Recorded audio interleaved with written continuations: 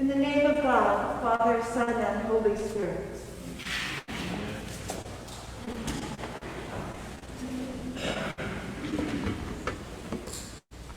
Today we celebrate All Saints' Day, officially November 1st, but on the church calendar we celebrate the Sunday following that day.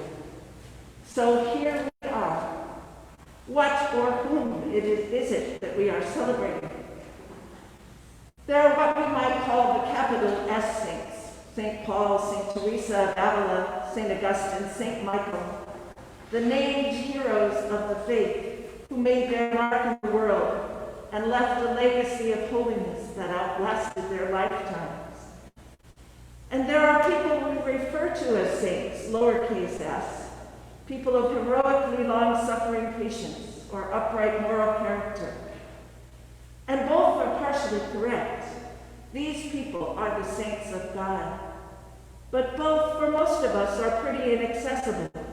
We are mere mortals who lose our car keys and get really annoyed when the car ahead of us is going 10 miles an hour and has evidently never heard of turn indicators. We don't feel like we can live like people who bravely faced the lions in the Colosseum and went down to glorious martyrdom, or even our saintly neighbor down the block who never misses Sunday worship, or an opportunity to remind you that she never misses Sunday worship. We don't feel that we can live like these people, and really, if we're honest, we don't want to live like them. Dying violently or living joylessly seem to be the two models for sainthood, and neither fulfills Jesus' hope for us, that we might have life and have it abundantly. The advantage of these two models is that they pretty much absolve us from all responsibility. Folk who have halos around their heads, who have led perfect lives, who have walked 3 feet off the ground, somehow untouched by the world, unscarred by human pain and suffering, by uncertainty and doubt. What do they know of our real lives? What does St. Anselm know about paying the mortgage on time? Or what does the poetry of St. John the Cross do for us when we get a flat tire, or go through a divorce, or have to find a mask so we can go out? The saints don't know what real life is about, so we think, so we can admire them, but safely from a distance. Alas for our illusions.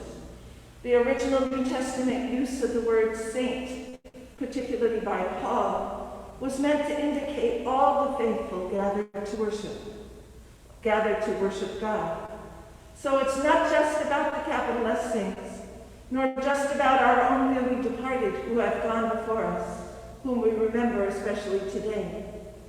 When we baptize someone, we say, "You are sealed by the Holy Spirit in baptism and marked as Christ's own forever." Marked as Christ's own forever. There it is, your qualification for sainthood, for being part of the household of God. And if it feels uncertain that you would sign up for facing lions in the Colosseum, how does one live as a saint of God? I wonder if our gospel lesson might give us some helpful suggestions. When we meet Jesus in this reading, a lot has already gone on. It is a situation fraught with emotion. Jesus had been told about the illness of Lazarus and his subsequent death, but he chose not to go to Bethany for 4 days. Hence Mary's plea to him, "If you had been here, my brother would not have died." Mary and Martha and the whole community were distraught, perhaps angry, weeping, as Jesus did. And that tells us something important. Jesus wept.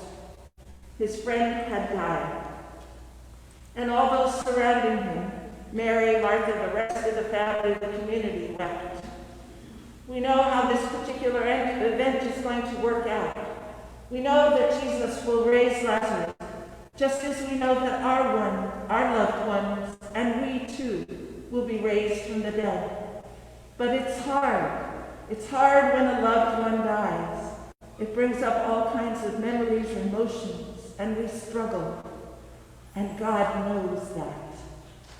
Jesus wept Then he gives 3 commands. Take the stone away. Lazarus, come out. Unbind him and let him go. Take the stone away. This was no mere pebble. The stone that was rolled in front of a tomb was large and heavy, about this size. The tomb was sealed. I wonder if we have stones that seal up part of our lives, parts we don't want Jesus or perhaps anyone else to see. It's easier to put on our Sunday best, or at least the part that shows on the Zoom screen, when we figure Jesus is going to be around. I'll only be acceptable if I am good, if I'm perfect, or at least presentable. All that other stuff. One of the opening sentences in the burial liturgy comes from the book of Job. As for me, I know that my Redeemer lives, and at the last he will stand upon the earth. After my awaking, he will raise me up, and in my body I shall see God.